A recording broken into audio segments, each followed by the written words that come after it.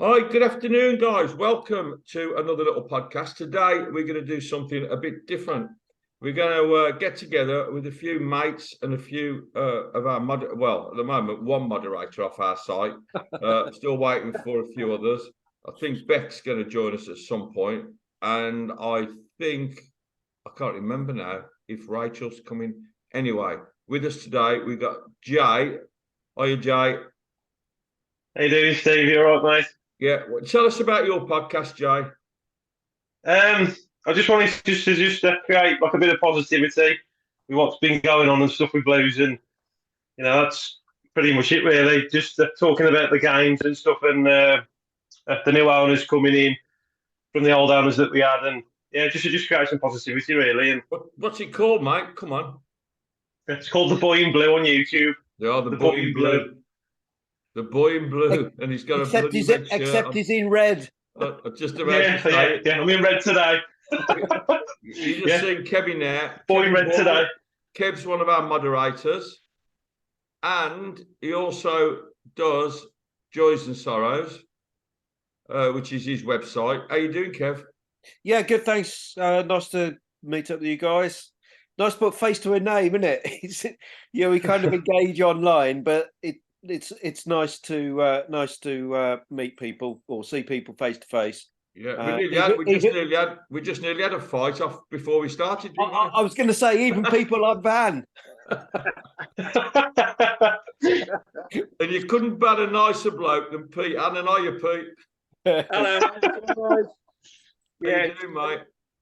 yeah, all right. So, as ever, I got my shirt on, but a lot of people will say, "Oh, you got it back to the front." Well, I bet having a look at me, they wish I would have turned my head round. Actually, Well, there you go. what we got Pete wearing here is his Justice for 21 shirt. We all know that we're only a few days away from the 49th anniversary, and Pete's got his Justice for the 21 shirt on. He's got it on back to front because the names of the people that were murdered is on the back of the shirt. So it's nice for us to sort of feel like we got them with us, isn't it, mate? Absolutely, mate. Yeah. Yeah. And we've had a few joys and sorrows over the last few weeks, haven't we? Yep. Honestly, I don't know what to make of the last couple of weeks. I honestly don't. It's left me a bit dumbfounded at the moment. And I think what I've done is just go back to default mode really with it, and just think, you know what? Sorry to say it, like, but fuck them, because it's our club. This is our club, and no matter what anyone says, and there's a lot of to and froing about our 21, but you know something, the club belongs to us. It's Birmingham City. It's a fans club. We do it our way, and if people don't want to help, then they don't want to help. And I'm not just talking about the Blues. I'm talking about Villa. Listen, we'll talk a bit more about that later, because to be honest with you, I'm sick about bloody talking about it, mate. Honestly, driving me mental. Yep. Please. 100%. Like you say, it's it's something that's always there. We've had our say, and we'll have a bit more to say. Let's put it that way. So anyway, this is a Blues one. Anyway, that'll cheer everyone up. It will a bit, yeah. Hearing me talk shite instead of reading it. So what's our thoughts on the way things are at the moment in terms of football? Kev, what do you think? Right. So, I mean, looking around, Steve, Pete, you're probably similar age to me. I'm 26, and no, I'm 61. In fact, I did a post on this on the Facebook page. I've seen loads of stuff over the years. Think back to the Kumars, and before them, Ken Weldon coming in, and the players being lined up waiting to be paid and stuff. We've had all sorts of stuff going on at the club. It's just Blues, isn't it? I mean, we get new owners, and I mean, I have to say, if put the football side aside just for a moment, I mean, I think these guys are different gravy, really, in comparison to people we've had in recent years. Certainly, in comparison to the Asian guys. I mean, they've achieved more in the ground in weeks than the previous people could even attempt to do in years. Kev, So I when think, you say they're different gravy, in what respect? well, I think they're trying to engage with fans.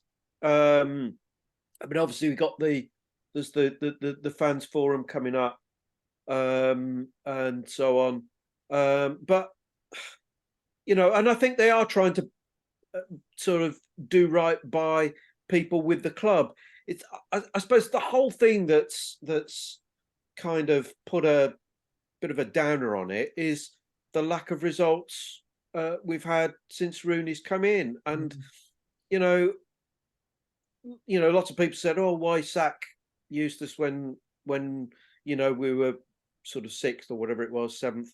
And fine, but only 2 weeks before, all over sort of social media, the fans were calling for his head. So, well, I remember what it was like on our page.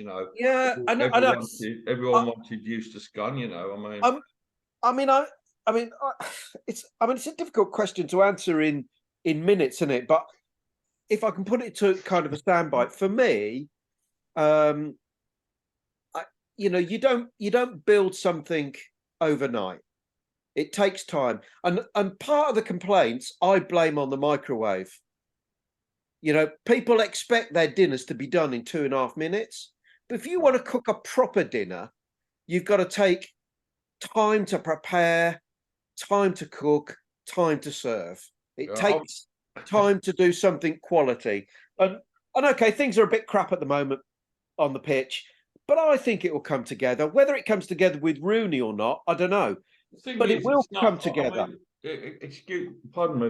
The thing is, really, it isn't so. It's like that thing about everyone wanting success straight away. Unfortunately, that's the time that we live in. The days of giving managers 2 years, it's just not there anymore, and it's not going to be there. You can see the pressure we get on social media when a few guys, if Rooney wins the next 2 games, they'll want him to sign a 10-year contract. If he loses the next 2, everyone will want him sacked tomorrow morning. It's just the nature of the game. When it turns ugly, that's what I don't like. The City game was unacceptable. It really was.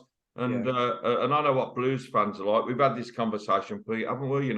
Gets very, very volatile at times. Yeah. And I don't think it's good. Just have a little response to that, Ben. Yeah. Sorry. Yeah, no, it's all right. With these owners, you have to understand that they're here to make money on the back of Blues, right? Yeah. That's what they're here for. They're not there for the love of the club. No. Yeah, you can say, well, yeah, we've got sort of like Gary Cook, he's a Brummie. We've got Jeremy Dale, he's a Brummie. They're business people, and they're here to make money. So let's get that bit started. The good thing is that they're speculating to accumulate. So we're lucky enough that, especially compared to that last shower, that they are actually putting the money in, but they're not putting it in for the love of the club. They're putting it in to further down the line make money. Yeah. Right? Can I come back to that? Do you mind? Just 1 sec, Kev. I just want to say this now, so that people that don't understand exactly what's happened and the way they purchased the club can understand it. So the club initially, if we take Jeremy Dale as a part of what's happened to the club, Jeremy Dale and his company now, OPL, Often Partisan, managed to discuss with the board, with the BSHL board, the opportunity to purchase the club. Now, I think BSHL have been put in such a position that they really had, for once, got the backs to the wall, and I think they just wanted rid of us. But they needed another vehicle to take on to take them into the Hong Kong Stock Exchange. They needed they needed a company to replace us. So Jeremy Dale, that's just an aside. Jeremy Dale then went, to make a long story short, and got investors in the shape of Wagner, Tom Wagner. Now, Tom Wagner, as we know, is with Knighthead. Knighthead are a hedge fund, but they hedge fund things slightly differently. Most hedge fund companies they buy the dying carcass of a company and they sell it for whatever they can get for it. Well, what these guys do is a little bit different. They buy the dying carcass of a company, i.e. Blues, and then they invest in it. And this dead carcass then becomes a nice big fat living thing that a few years down the line, they can sell for a much bigger profit than they would have sold the original dying carcass for, if that sort of makes sense to use an analogy, And of course, they've only got, I think, 47% of the shares at the moment. The other 53 are still with BSHL until they can find a company the same sort of size of Birmingham City to replace the outstanding shares, and then when they to be on the stock exchange in Hong Kong, you need to have a certain size. The company needs to be a certain size. So when BSHL get that, Tom Wagner is happy, everyone's happy. The remaining shares are bought, but we're not in that position yet. So it's a very unusual sort of purchase, isn't it? You were going to say something, Kev. Do you want to carry on? Yeah, I was just going to come back and respond to what Peter was saying about the owners being business people. Of course they are, and Peter's absolutely right. And the truth is, we wouldn't want anybody who wasn't, because at the end of the day, we want the club to not just survive. We want the club to thrive, and you've got to have a good business model to do that. And although perhaps things ended in a bad way, to be fair to Sullivan and Gold, they did a reasonable job of that, particularly in the early days of them being at the club. So I don't personally, I mean, other people might have a different opinion, but personally, I don't have a problem with the fact that they're business people and want to make a profit. And picking up, and I'm not saying that you're saying that's a bad thing, but I think the club has got to be taken to another level, because for professional football to survive and thrive and compete, you've got to have that investment. And I'm not saying that it isn't a good thing. I wasn't. No, I understand, Kev. Yeah, but I think, just for everyone listening, I think it's a brilliant thing, because I think, Jay, you didn't even know that it was a hedge fund, did you? No, I didn't know about it. No, I didn't. No. I mean, they did talk about it when they first came, but it wasn't done overtly. So it's understandable why people wouldn't know. Yeah. I happen to be one of those boring people that read everything, and I picked it up. But it's important that you understand, because I see posts sometimes. I've seen a few on our site, on the project. People saying, "Oh, we'll be okay. We've got billionaire owners." We're owned by a set of investors that are part of a $10 billion company called Knighthead, but that we're not the only investment they've got. They've got hundreds of them, Yeah. So it's not like we got a $10 billion backing behind us. And the model that Knighthead have set out is fairly straightforward. I mean, what they want to do, and they have made anyone that thinks we're going to go out into the stock exchange, into the transfer market and spend big money, think again, because they're not. The whole thing that they want to do is find cheap, good players. And I think it's a fairly good example of it, what we just did in the summer. 5 million quid we spent on those 13 players. Steve Brentford are a good example of doing that. Yeah. And look at where they are. Yeah. Pete, what do you think of it?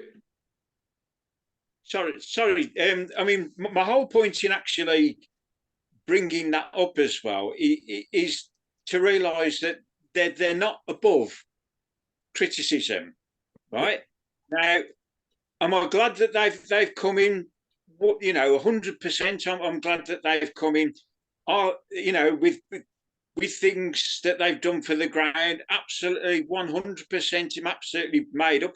We're in a far better position than we've been for years with them on board until they walk away. It's fantastic. It's brilliant, yeah.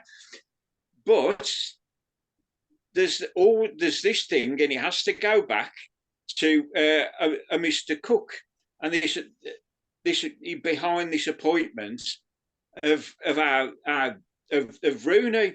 Now it's split a fan base that was totally united, right? Now we can go in as much as we like about the rights and wrongs of Eustace. He would have never took us to the new level.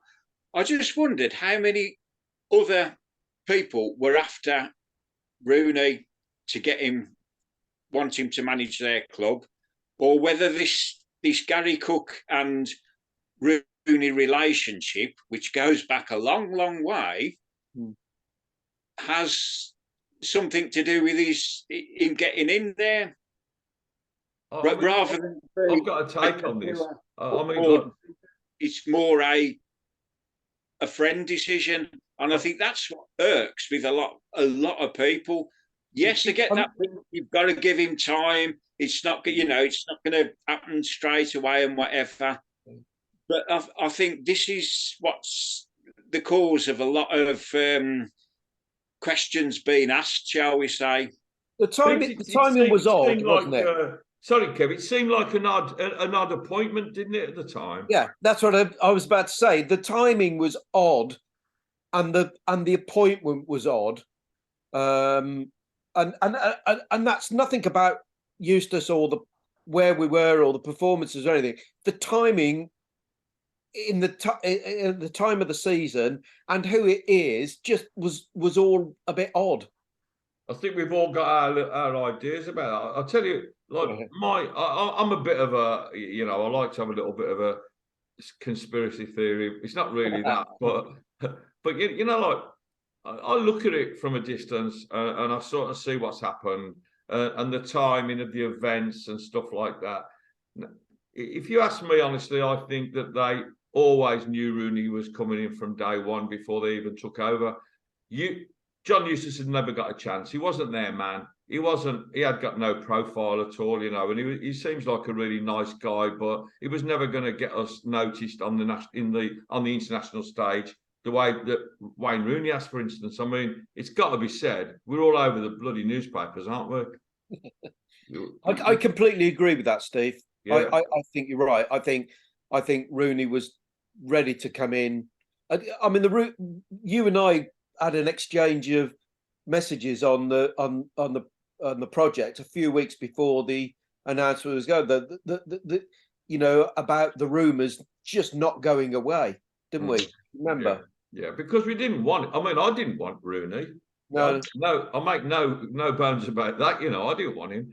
But I think, and when I think about it more and more, the more it sort of fits into what I'm thinking. But sometimes you can make these things, you can make these things fit, can't you? But when I look at the summer signings, all of those summer signings, really, there's not one of them that isn't able to play that high press.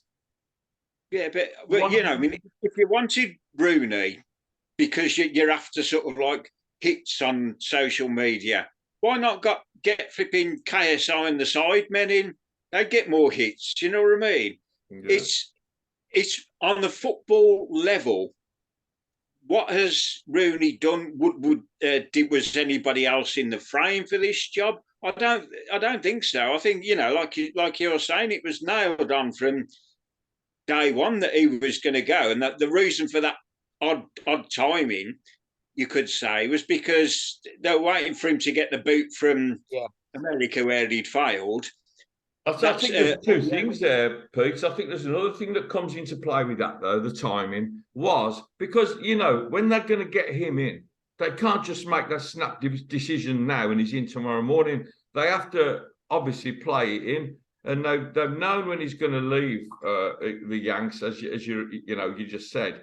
But also, Eustace had a really bad run of games, didn't he?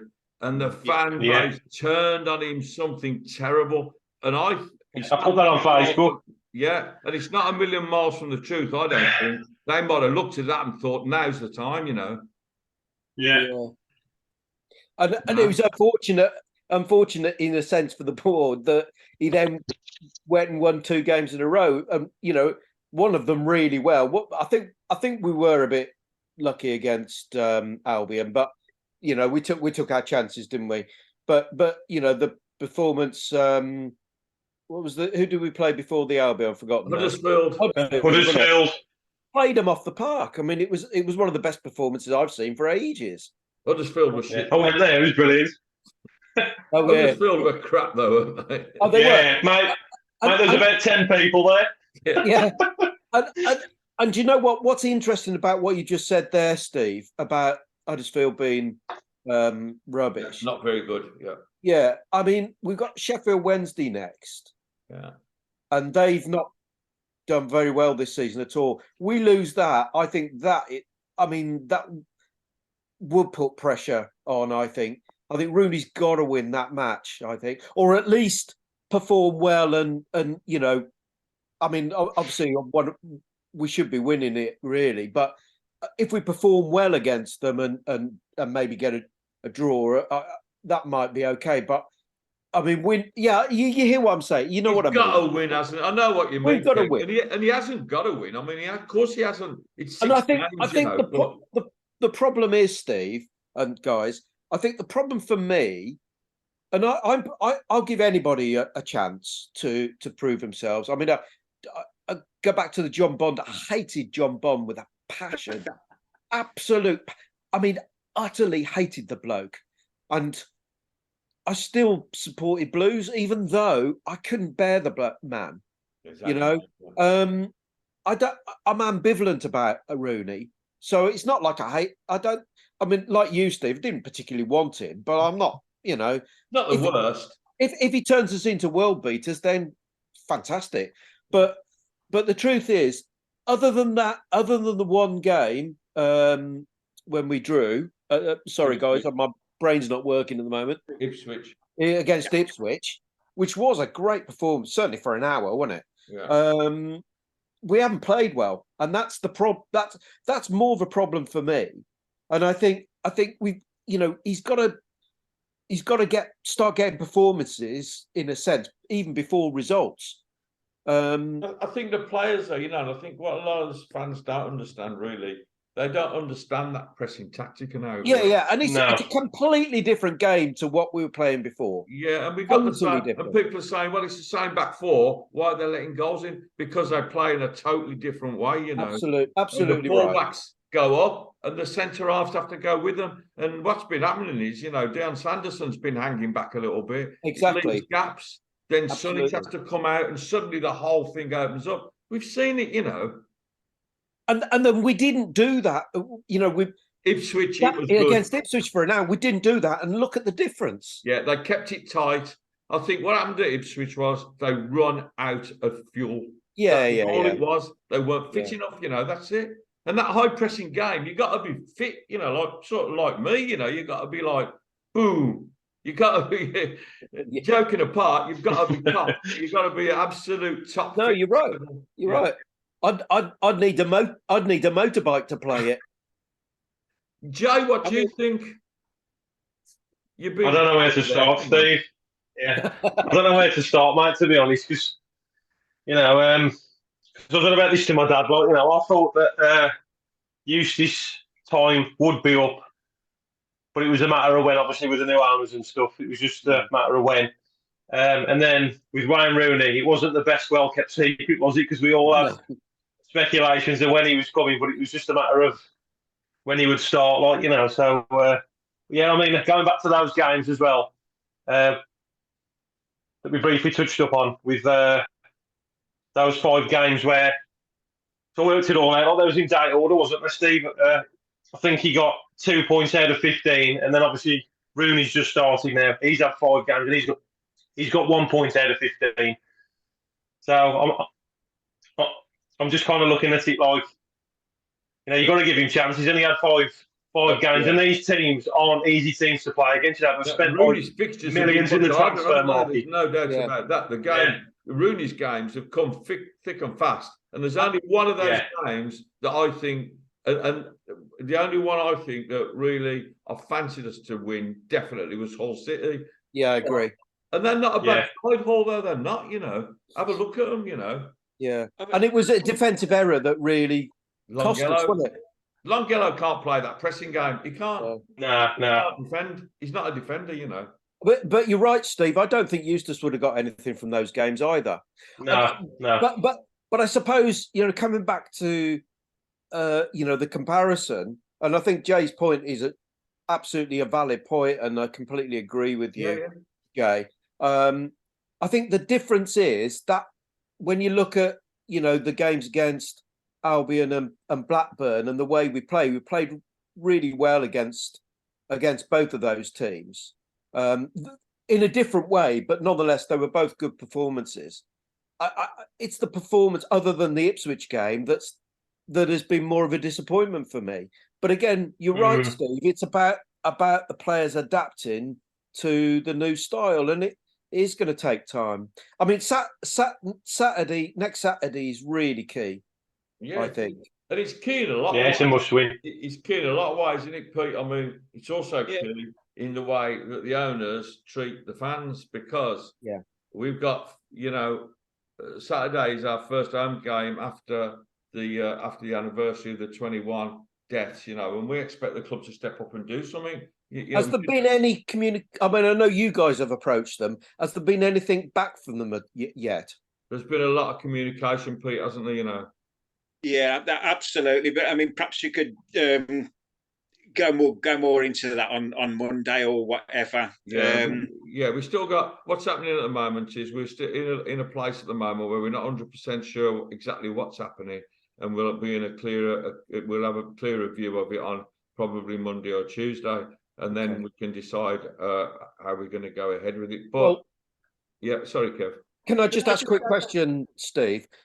Pete, if it helps you at all, I'd love to do a piece on Joys and Sorrows about it if you want that. That'd be fantastic, wouldn't it, Steve? That'd be brilliant. Yeah, on me as well. Brilliant, thank you. I think that because I think with stuff like this, I mean, I still remember the night, sat at home and when the news came out, so it had an impact on me. I was banned from going into town by my mum, as a youngster.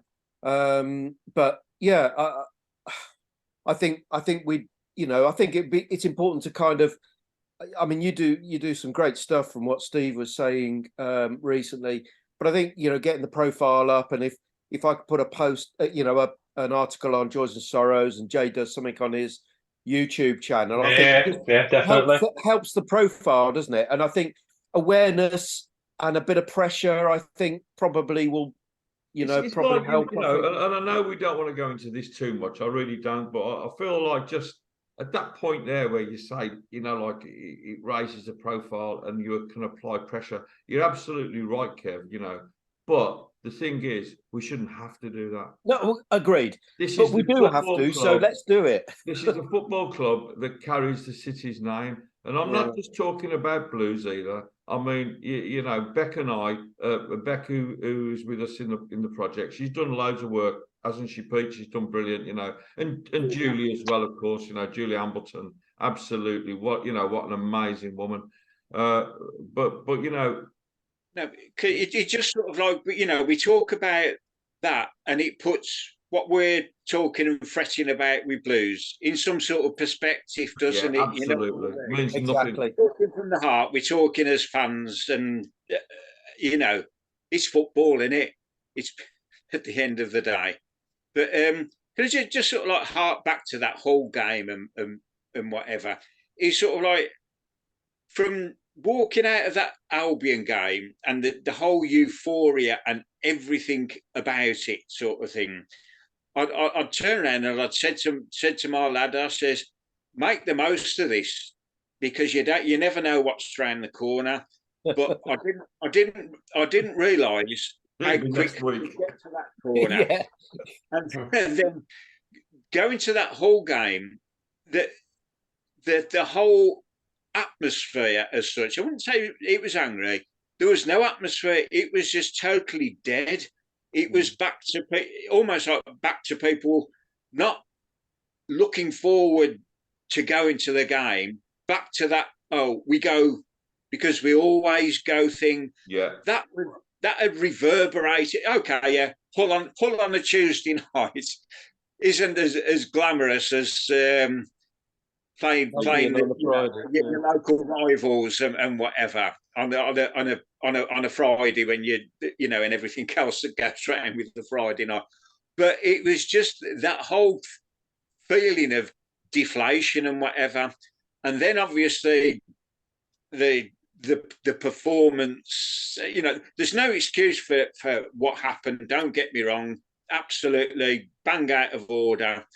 The way things panned out, you know, but just the whole feeling was one of deflation. Not none of this. Oh yeah, great. We've got Super Wayne Rooney coming in, and you know the future's bright. Let's give him some. It was just total deflation. You know what though, Pete? It's that sort of thing, and you know, I seen Rachel put a post on the other day. You know, born, fuck's sake, Blues, died.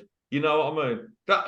That's the life of a Blues fan, isn't it? You know, and it doesn't matter what we do, we always manage to shoot ourselves in the foot somehow. And to get into a position where we've got multi-billionaire investors and we've got all the razzmatazz of the fireworks and the grounds being built, and what do we manage to do? Turn it into a negative. You know, Gary Cook must be a wizard to be able to do that. Honestly, he's done an absolutely and abuse him as well. Fantastic piece of work. You know, I mean, how do you turn that into a negative? You know, it was really interesting that whole game because I watched it on TV, and I thought they'd turn the sound off of the crowd. Yeah. And seriously, I thought they'd turn the sound off, and I was talking to a mate of mine who went. And he said, "No, there was no noise at all. You know, the odd little chant, but that was it." Yeah, yeah. And of course, when when Longelo, oh dear, it even hurts to remember it. Well, you know, when he just switches off for a minute and just doesn't look behind him and plays that lazy ball. And I forget who the striker was, but he's a really good player. Anyway. And he just, he does the rest. You know, from that moment on, and I think at the moment the Blues defenders are extremely brittle and fragile. And like against Ipswich, they look like world beaters, but the second they concede a goal, the whole thing changes. To be fair to Ipswich, I mean, I know we've talked about this. Ipswich are a great side. Yeah. They score lots of goals, and they score lots of goals in the last 10 minutes.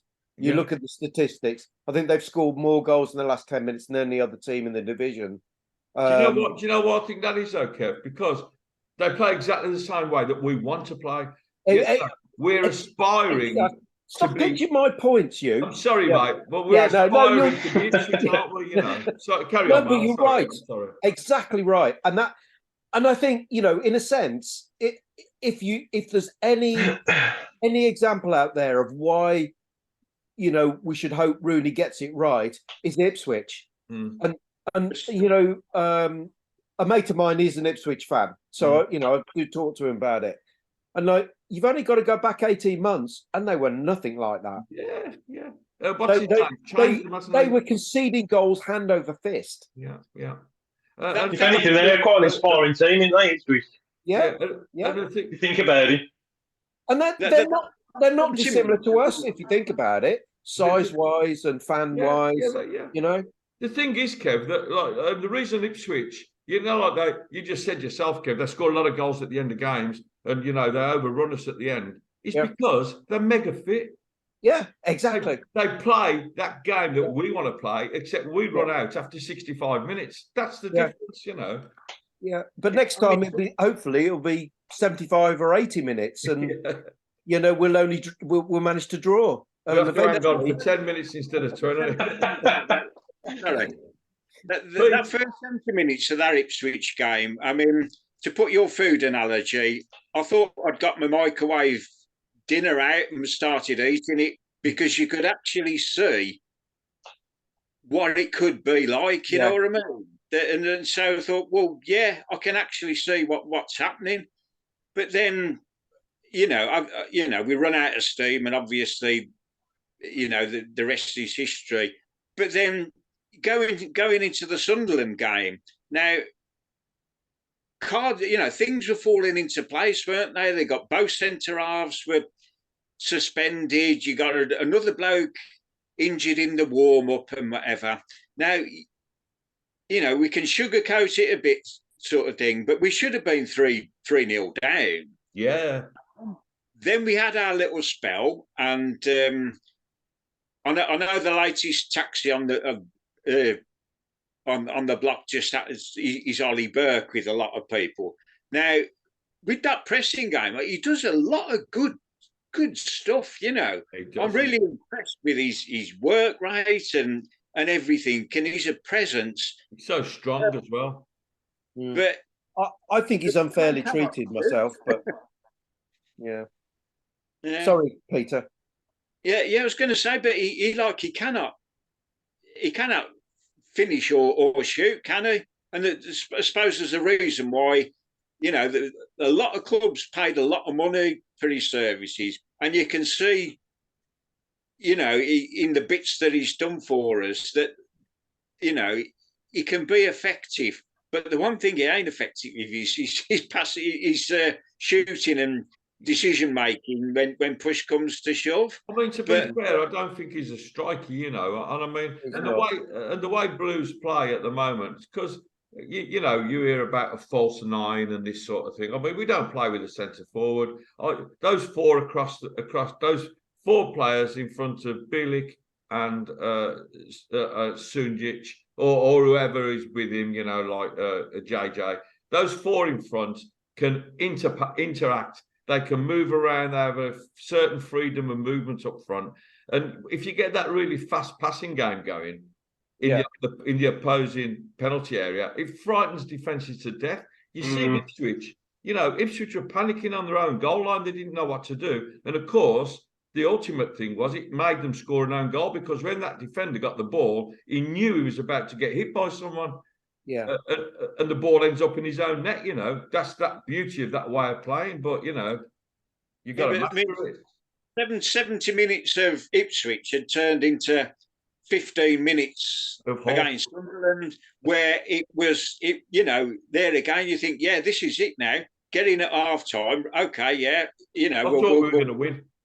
We'll take getting in there, because we could have been 3 down as easy as anything. We've got back into this now. Yeah, it's Blues, isn't it? You know what I mean? And then, second half, and What was your time came at the wrong time for us, didn't it? We were on top when that last 10 minutes, and I think Sunderland was sort of pretty much in the position we were in when we played them, because they play in a similar way again.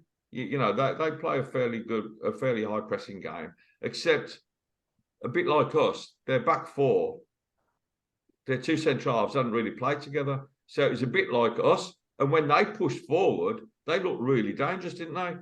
And our back four, who've only just started playing together in this way, looked lost. They were playing through us. But then when we attacked, because their two centre halves weren't used to it, they looked as bad as us. To me, it was two teams that looked confident with the press, press, but not defending it. What disappointed? Made more of it. If we'd scored second, we'd have won 3-1. Yeah, and what disappointed me though, Steve, was the start of the second half. How do you go off at half time, get a motivational talk, and then stop playing? Well, those are the questions. That's what appeared to happen. Yeah, I wonder how. I wonder. I'd love to see the way Rooney handles the dressing room. Because he's been used to. I mean, he's had Alex Ferguson, and we all know what Alex Ferguson was like with his hair dryers. I mean, Alex Ferguson. I heard a story. I don't know if you've seen this thing on. I forget. Lee Sharp was talking about him when Cantona kicked that Crystal Palace player fan. Do you remember that? Yeah, I do. Yeah. Yeah. Did you see, Pete? Yeah, I did. So funny. And Yeah. they were saying, like Lee Sharp was saying, all the United players were saying, fucking hell, like, wait till we get in the dressing room. Cantonari's going to get fucking murdered. Like, they're going, oh. And they're laughing their heads off. Like, they got in the dressing room and they're all sitting there, like, fucking here he goes, here he goes. Someone said, like, the gaffer's coming. Said, like, we put towels over our clothes and everything. Like, so we're fucking sitting there waiting for Cantona to get it. Like, he said, he'd come in, he said, right, Keane, he said, what the fuck were you doing in the first half? Where were you? You didn't show up. Sharp, my nan can run faster than you. Where the hell have you been? Pallister, what happened? And then at the end he says, Cantona's son, you can't be doing that.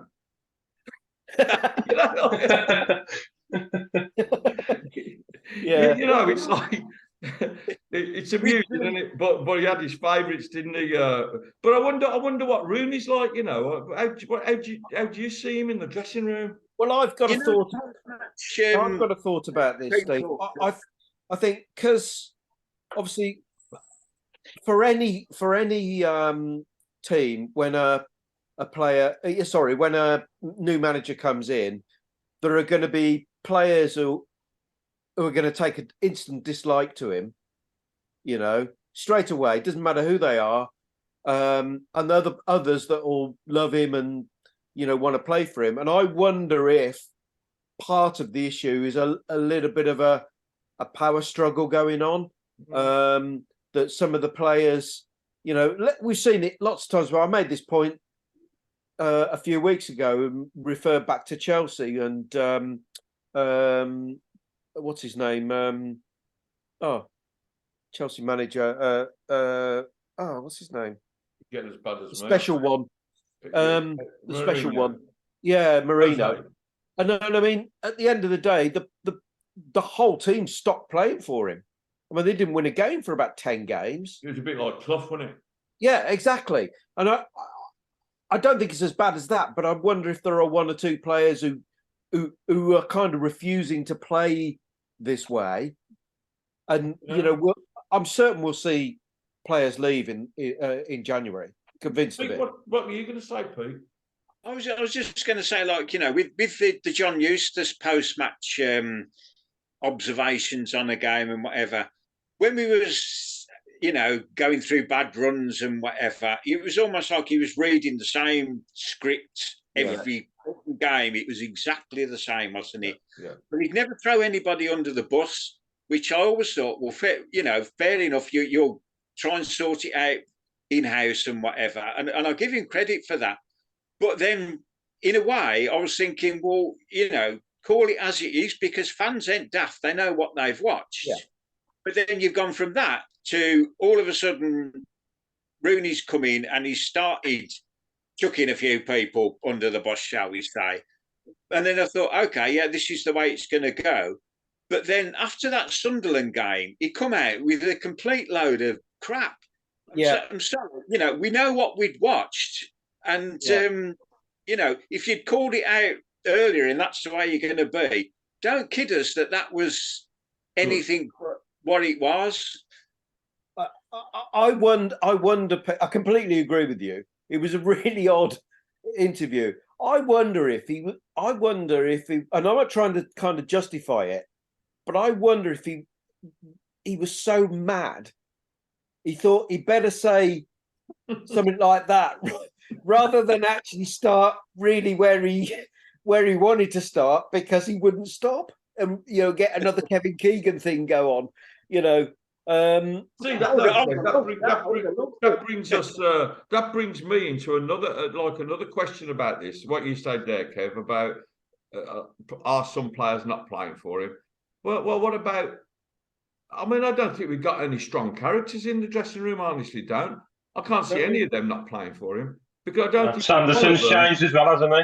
They haven't got the balls to do it, because I was thinking when we played last week against Sunderland, I think we lacked a leader on the pitch. I really do. I think Sanderson's gone missing. I don't think he's comfortable with the way we play. We're missing a Steve Bruce, aren't we? Or a Robbie Savage type player. Yeah. And I don't think we've got a leader on the pitch. And I don't think, and I can't think of one to replace Sanderson. The only one I could think of, it wouldn't be my ideal captain, would be Bilic. But you know, Did you hear what he came out with in the week, though? He's on about sort of like, that Ethan Laird is coming out as sort of like a strong character and a bit of a leader and whatever. And I thought, well, okay, then, yeah.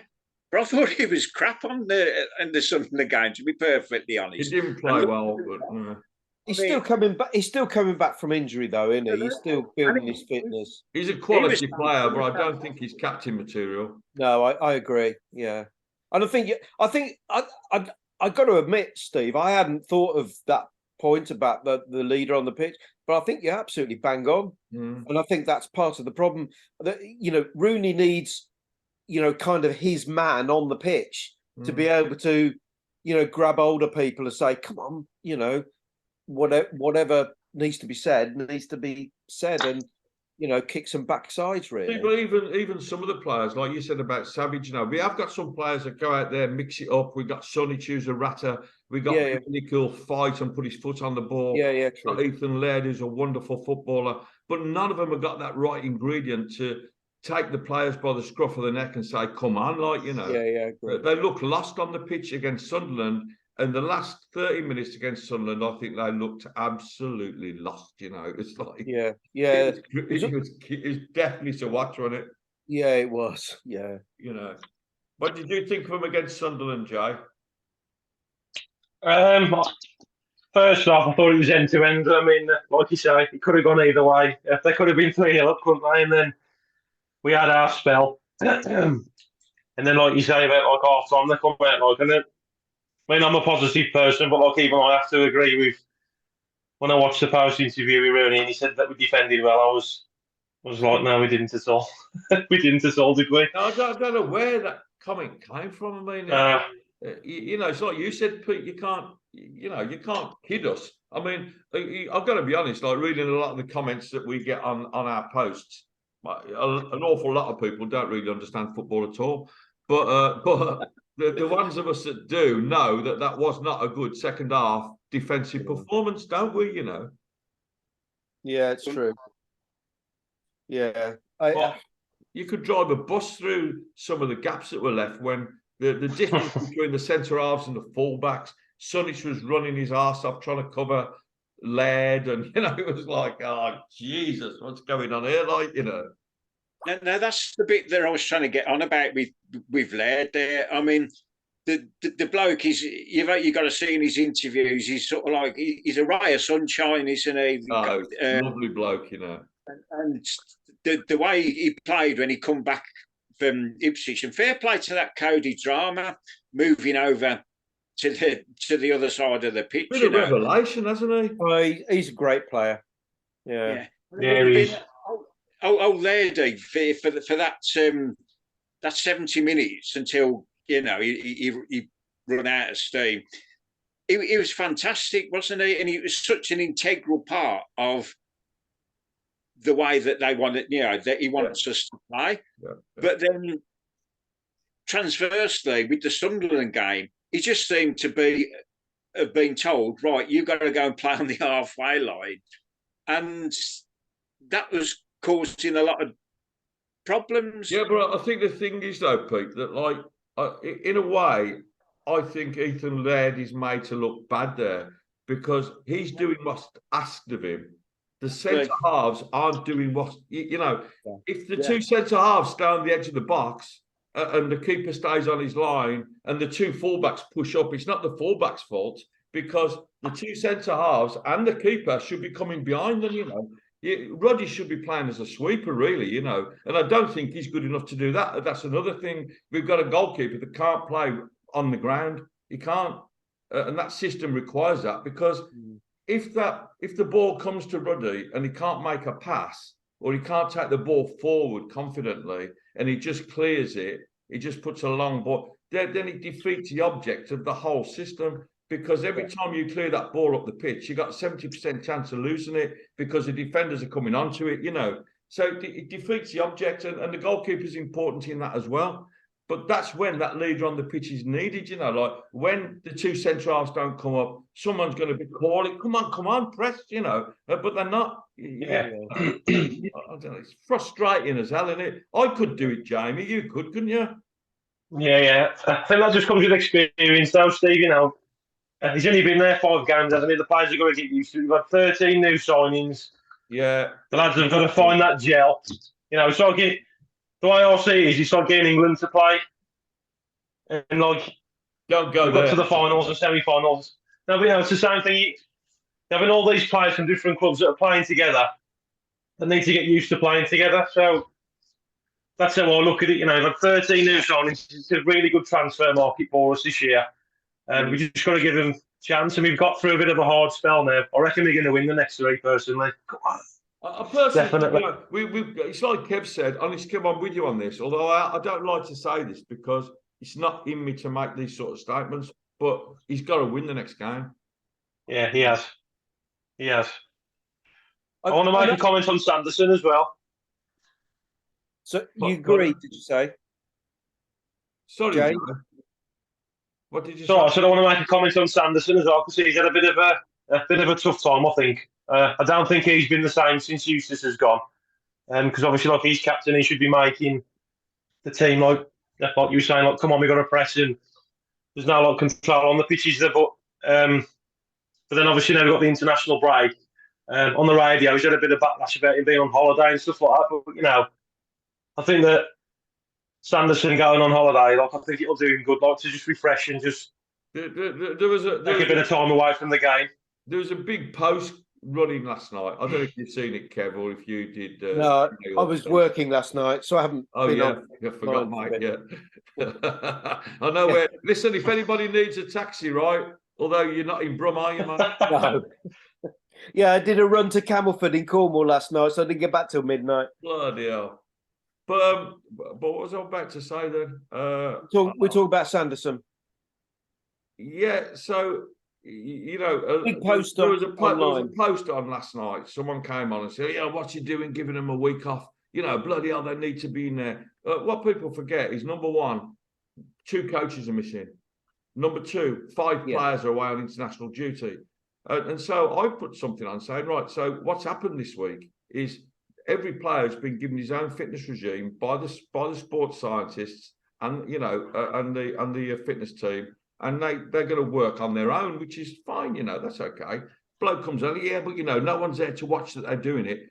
They're all tracked. They've all got trackers on. They wear them when they do everything, you know. So if they train, the minute they put it on until the minute they take it off, it's all monitored. Where did they go? It's GPS. It counts the heart rate. It counts the breathing rate. It tells them in what direction they move. You know, I mean, it's like this Strava thing, isn't it? It can tell where they've it's run. the bra they wear. You know the bra. Yeah. It adds it all in it. So you know, I mean, some people got to understand that things have moved on in terms of training, guys. You don't have to have someone standing behind you kicking you up the arse, all right? Because there's some software that will grass on you if you don't do it, you know.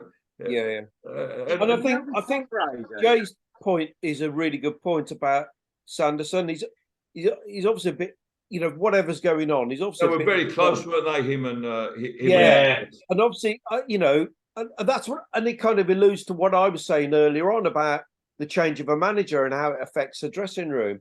And I wonder if the holiday thing is just to, like you say, is just to give him a bit of a pep. And if it does, then I'm absolutely fine with it. You know.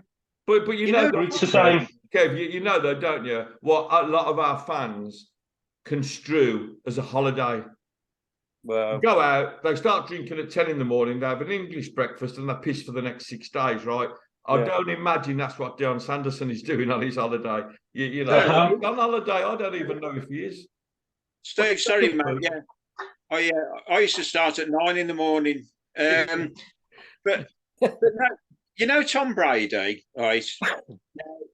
Obviously, you know, big razzmatazz bringing him into the club.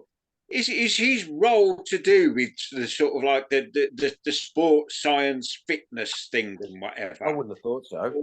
No, I don't. It was pure gimmick.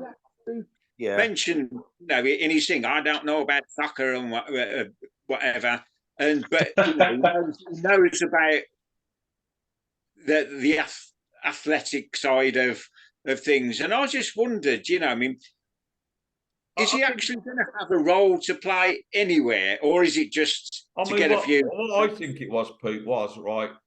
They know Tom Brady, right? So let's get Tom. Let's tell everyone he's a minor investor. So Tom, give us $10, invest it in the business, right? So let's bring Tom in as a minor investor. And what's Tom good at? And what does he want to sell? He wants to sell, his nutrition products and himself as a coach, because that's what he's going to be doing, And so what are you going to do at the Blues, Tom? Well, I'm going to give these guys some helping out to get fit, and I'm going to give them some nutritional help. They don't need it, Pete. They've got experts doing that already, But really, I think it was a case of like Tom Wagner and Gary Cook thinking, right, we can bring this huge person in to raise our worldwide, our worldwide image. But what we can't bring them in and say, look, here's Tom Brady. Look how fabulous he is. Now, listen, Tom's coming in. He's going to help our guys in nutrition. He's one of the most famous sportsmen in the world. He's a success story. He's going to go in the changing room. He's going to talk to them. I don't know what he would say to him in the changing room, because he hasn't got a fucking clue about football. It would be like some of our players going into changing room and talking about American football. Yeah, I tend to agree with you, Steve. I think sort of taking it on slightly. I mean, we talked earlier on about the fact that the guys are business guys. They want to generate income. That income hopefully will turn into investment, which will turn into opportunity to build the club, blah, blah, blah, which I think we all subscribe to. And this was just a cog in the wheel for that. Because, I mean, we were all over the world news. I had a mate in Greece who said, what the hell's going on at Birmingham City? They're in the paper. It's never turn up in the paper, Tom Brady, da da da da da. It's amazing, in the gym where I work in Spain, Kev, we've got people from all over the world. We have, we've got a lot of Norwegians and Scandis and we've got Spanish and Brit. And I've got people from like Norway coming in. You're talking to them and they go, where are you from? And say Birmingham. Oh, Wayne Rooney. You go, yeah, you fucking hell, like, they would never have said, oh, John Eustace. You'd have gone, what? Yeah, and that's the point. So, I think Steve's right. I think, kind of had to say the right things. I suspect that he'll turn up on the horizon again at an opportune moment. And I wonder if... Yeah, they'll ship him in now and again.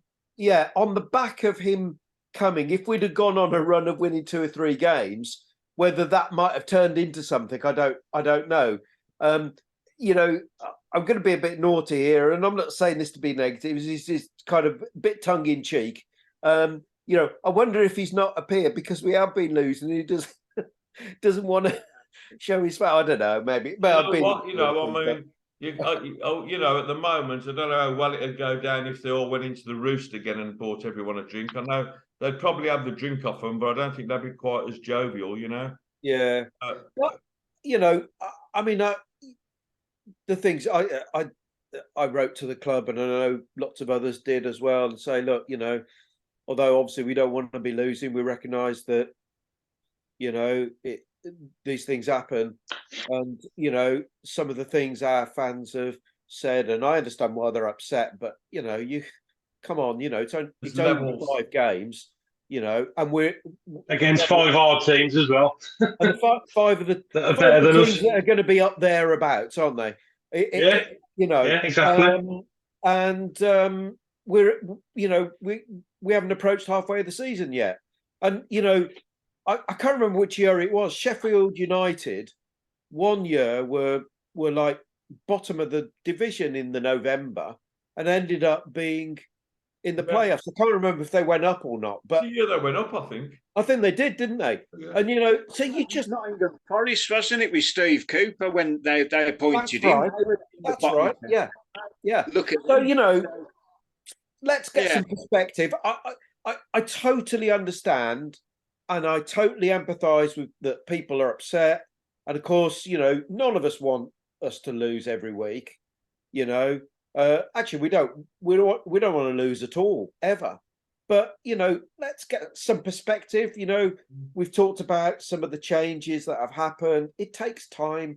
I'm sure we've all had jobs where a new manager's come in or a new owner of a company or something, and we've had changes and it's caused a bit of upset and stuff for a while.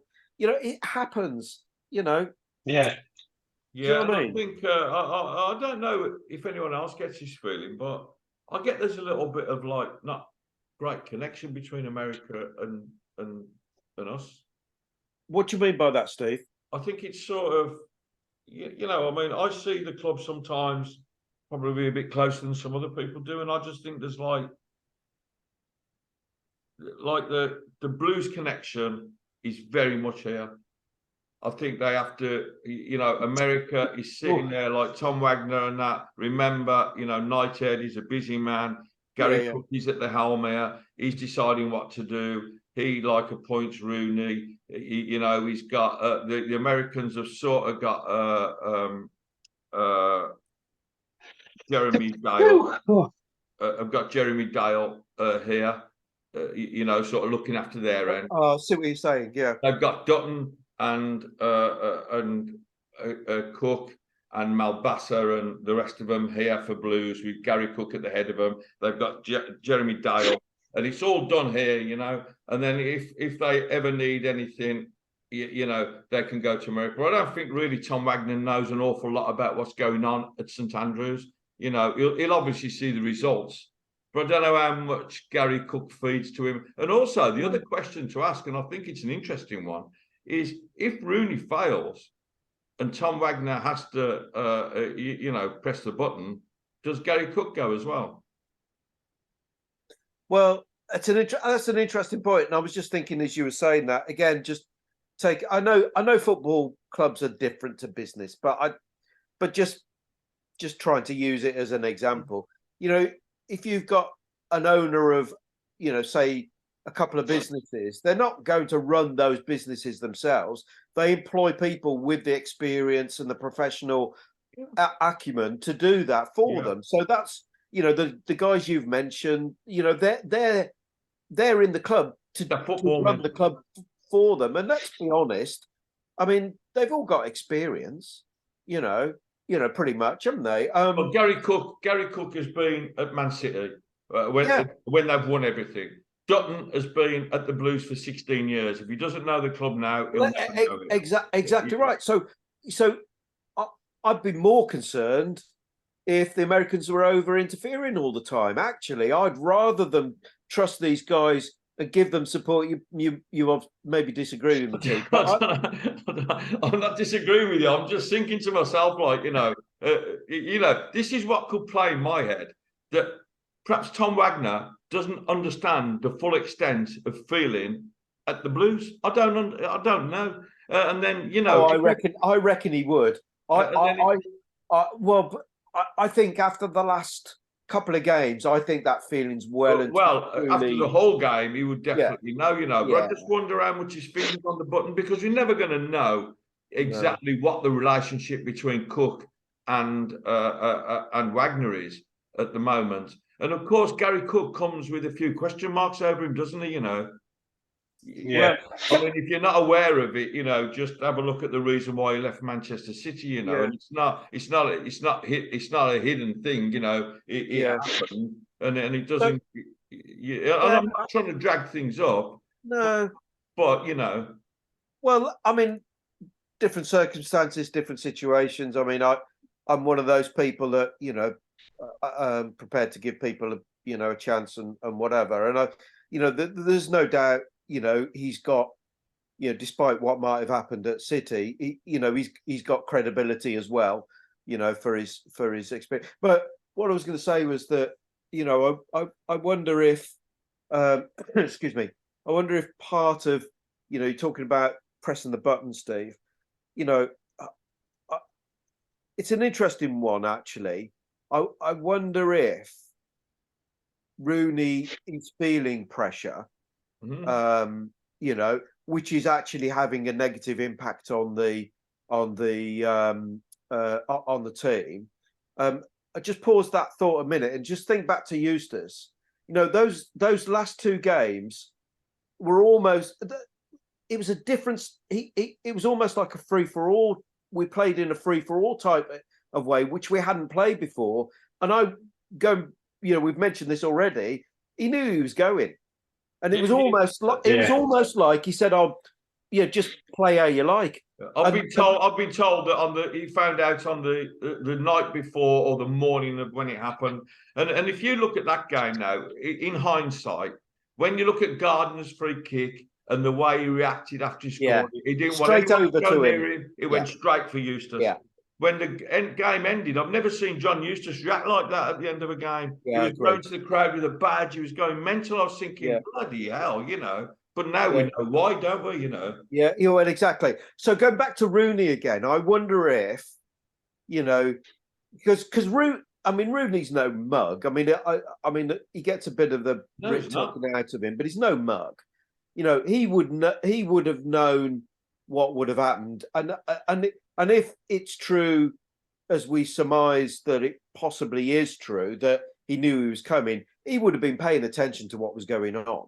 Yeah. So I wonder if he would have come over knowing that, you know, a few bad results and no, you know, why sack, you know, everybody who's kind of not associated with the club going, oh, why was sack Eustace and giving it to Rooney, blah, blah, blah. I wonder if he's feeling pressure and that pressure is having an impact on the players, you know, and somebody posted, didn't they, on the project? I don't know if you saw it, Steve. Somebody said, in some respects, we could do with the board saying, look, we're fully behind Rooney, and we're fully behind Rooney to the end of the season, at least, or whatever they might say, just to take a bit of pressure off him. Say, look, you're not going to be sacked. We could lose the next 8 games, but we're not. You know, you're not going to be sacked. Just get the team going. And so I don't know. Shut a few people up as well, you know. Yeah. What do you think, Pete, on that? Thing is, sorry, I just had this little point to that. That, you know, if you think back to his time at Derby and the pressure he was under there to keep Derby up, no money, you know, half the team were youngsters, and actually look at the results they got. They didn't stay up, but they only didn't stay up because of the points deduction. Yeah, but they would have finished above us if they didn't have the exactly, and that's my point. But the whole thing is, this is when you get Blues fans coming on going, Rooney, you know, like he's been absolutely crap. What's he done? Look at what he did at Derby. I'm not being funny. Yeah, it's an unbelievable performance. The bloke was paying some of the players out of his own pocket, you know. Yeah. So that was, you know. So I wonder if part of the problem is, and it links back to what you're saying, Steve, about the Americans understanding the situation. I wonder if actually, you know, not for the fans' benefit, but behind the scenes, I wonder if some engagement is needed just to kind of give a bit of boost. Yeah. Pete, go on, mate. Can I just butt in a bit here now? Yeah. Yeah, of course. Right. At long last, very much the new owner is that we're actually going to have a ground that's full. We're full of seats. Full of seats. Right? Yeah. So what we've got to think about now is, you know, that how are we going to get? I don't like to. How are we going to get bums on seats? Right. Well, I've got an idea. People from Devon have £1 each. Yeah, right. Now this is the sort of thing I'm just about to try and. So thank you so much for sorting our ground out. We've got a load of seats. How are we going to fill them? Now, I've ended up had to go to a meeting and whatever, and I've seen the corporate side of Blues, and it is absolutely, it's out of this world. It is top class, fantastic, and whatever. That's where the money is. I get that, but you've got to get people through the turnstiles, haven't you? So we need to sort of like have incentives or you know, all this thing about reaching out to communities and whatever. There's no worse a look than cameras panning round and there's all empty blue seats. You can get away with it when you've got flipping covers over them with advertising and this, that, and the other. but all of a sudden they're laid bare now. We need to get people in now. In their wisdom and concentrating on the corporate side of things, they've took this scheme away, which is like a grassroots charity scheme, where a lot of people actually relied on it. And it was a case of that you had to buy sort of like one adult ticket. You had to buy 4 tickets, and they were at a reduced rate, and charities would get a percentage of money that was made out of them. Fantastic. They've knocked that on the head now. Now, when did they do that, Pete? You what? Sorry, mate. When did they do it? When did they knock it on the head?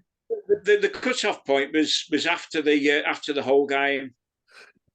Okay. Now, that to me is not a good business decision, to be perfectly honest, especially now at a time where you've got more seats available.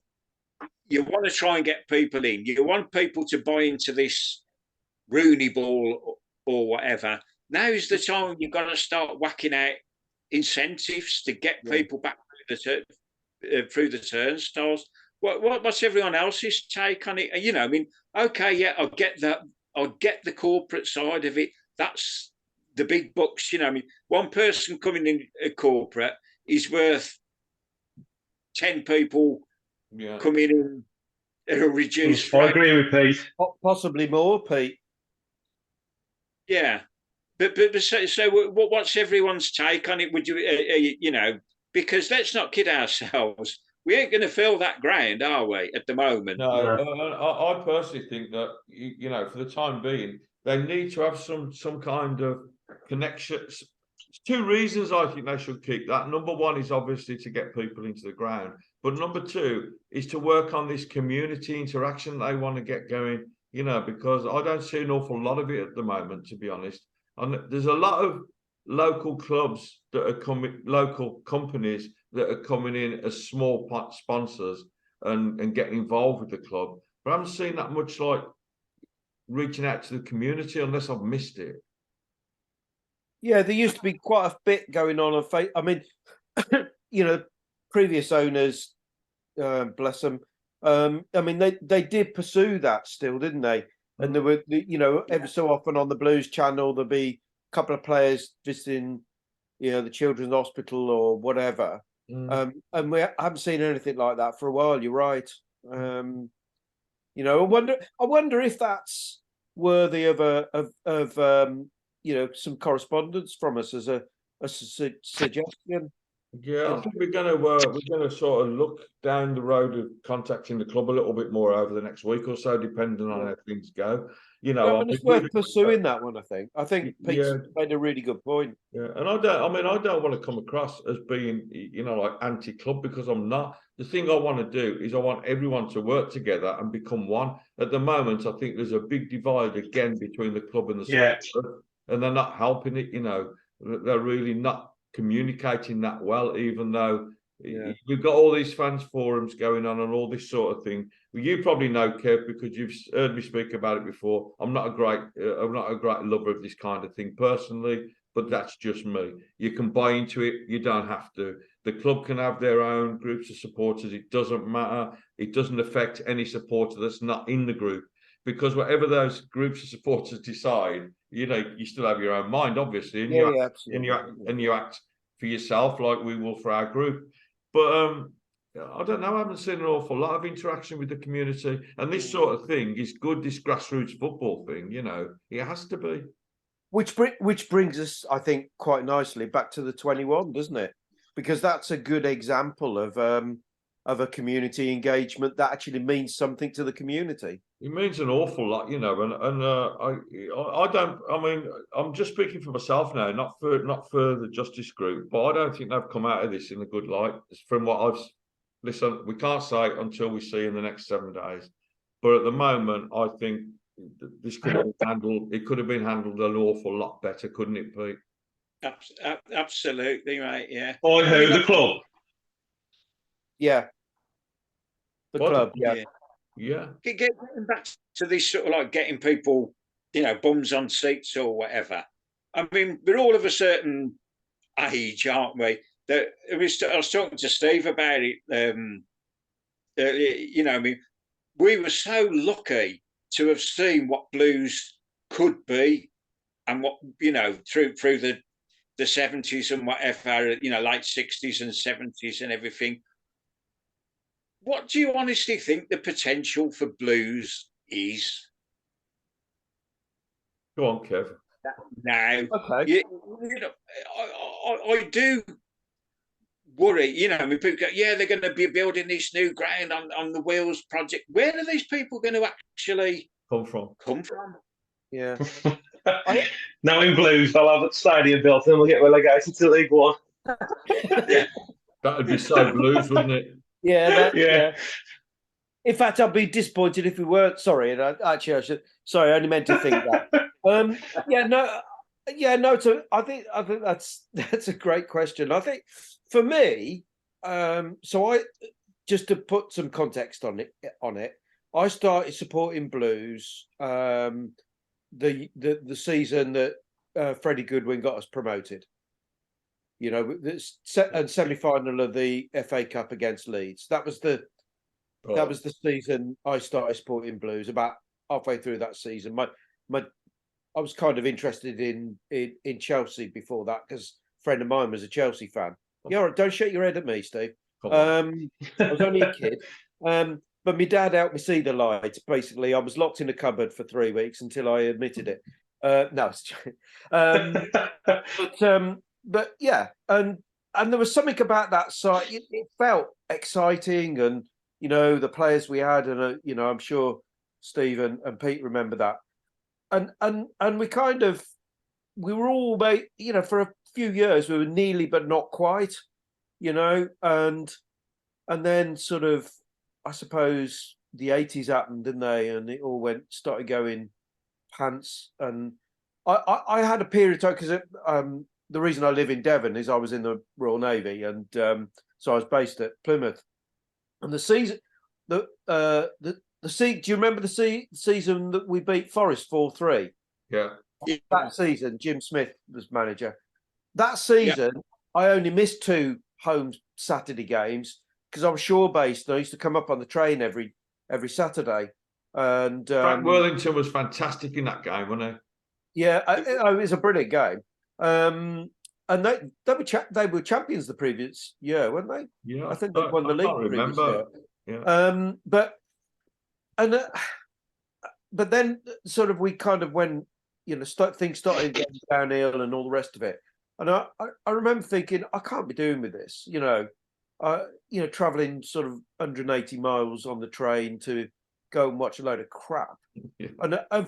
And for about 2 years, I used to go and watch Argyle play because it was just less painful to watch a third division side that you knew were going to struggle because they were then. I mean, they've done well since.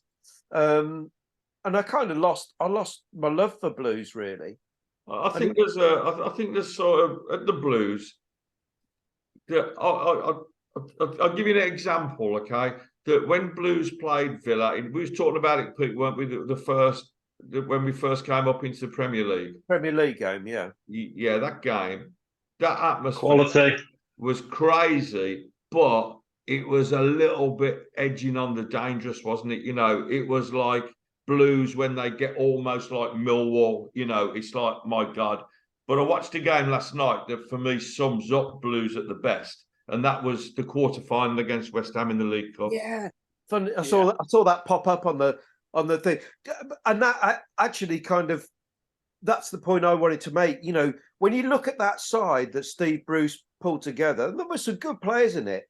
But when you compare them to the rest of the Premier League, I mean, and what we overperformed by 200%. I remember being in Barnstaple with my brother-in-law. We were out for a walk. It was Christmas time, and we played Chelsea, and we beat them 0-0. Yeah. And they were all over us. Yeah. And I thought for me, and I think that we had about 6 games in a row, didn't we, where we didn't concede. Yeah. And that was during that run. And I was thinking, we've made it. We're here. You know, and I What think typical Blues, wasn't it? absolutely 1-0. I went out and celebrated and everything. No, But that atmosphere that night against West Ham and the whole night was fantastic, because what I thought was good about it was when we went 3-1 down on aggregate, is that the atmosphere didn't go; it stayed. You know, Yeah. and they didn't give up, and the crowd was right behind them. And I've got a obviously, and the rest is history. You know, they Yeah. came back and they won, and it was just a fantastic example to me of what Blues can be like. Yeah. We've seen atmospheres like the one when we beat the Villa that night. I mean, it was an incredible atmosphere, but it was Ipswich. almost nasty. You know, it was. Yeah, Ipswich in the semi-final a few years before. Oh Yeah. yeah. That West Ham game. Can I just tell you this quick Yeah. story? So I watched that game in the pub in Oakhampton where I live, and quick shout out for the London. I was the only Blues fan in there with 20 West Ham fans, and it was. Should have been blowing bubbles. Well, what was interesting, because when Cole scored that goal, they were, you know, I got Right goal. dog's abuse. When Bowyer got a goal, got our kind of first goal that night, because I jumped off my seat, and they all kind of looked at me as if to say, "Yeah, it's only a consolation goal, mate." And of course, when who scored the second? It was the defender, wasn't it? Roger Johnson. Roger scored the next one. Roger Johnson. I went mental, and they weren't very happy, and I was close to being thrown out the pub.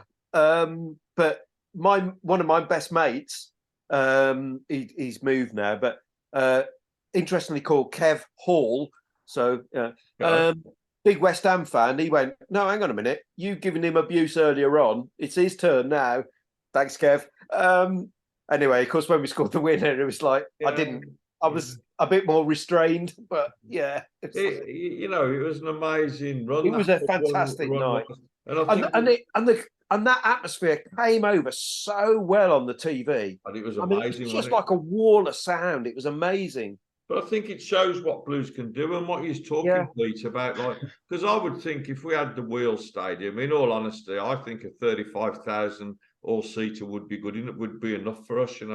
40,000 perhaps, because we can get 40,000 if the circumstances are right. We can. Yeah, 43,000 on Boxing Day in the mid-80s against the Villa. Anybody there? Yeah, but it was a long time ago. I wasn't born then. I wasn't born. All right, shut up. I'm surprised you didn't. Yeah, that hasn't stopped other people saying to me they were there. Was you born? Can I just say something, Steve? Yeah. Going back to when you guys were talking about Blues like in the 80s and things like that, I had a really good era of Blues, because I actually saw Blues try to get promoted with Trevor Francis, and we lost in the playoffs, and then obviously then when Steve Bruce took over. So that was my childhood of Blues. That was, so I had quite a good. You don't know you're born, son. No, I know. I had quite a good era of Blues, but yeah, there's just one thing I want to say, Steve. When you said about the Villa game in the Premiership, on the project, you've got a good following there. You got 7,500 now. Was it more than that now? More than that, but more than that now. It's near close to 8. I want you to find the guy, the blue nose that went up to Peter Enkelman on the pitch, because he's my hero. I think he's dead now, mate. He died last year, I think. Oh, no way. Yeah, Did he Michael Harper, bless him. Yeah. Michael Harper. Oh no. Yeah. His whole family's had a bit of bad luck, really. But Frankie, he goes back to the early 70s and whatever. What a bloke he still drinks in the Roost and whatever. He's fantastic, proper small leaf Blues family. The Harpers were like we were saying, Pete, last week, scruffy Brummie accent. Yeah. Not like these black country kids we got up there. Oh no. Hang on. there is reason behind it. My dad's a Blue now, so I've got to follow my dad. He moved over this way when I was born. Scruffy Brummy accent. That's what we want. My lad said to me when he was about 9, Dad, I've decided I'm going to follow the proper Blues. I'm going to follow Birmingham City. I said, son, welcome to disappointment. Yeah. I did. You should be done for child cruelty, really. Pete, how do you? I'm going to ask. We're all going to say now how we see this season panning out, and I'm going to ask Pete because he's got a good level head, Pete, and he tends to be like well balanced. He's not blinded by enthusiasm. Go on, Pete. Let's put it this way: if we finish 16th, it's an improvement, isn't it? Well, that's one way of looking at it, mate. It's exactly why I came to you first.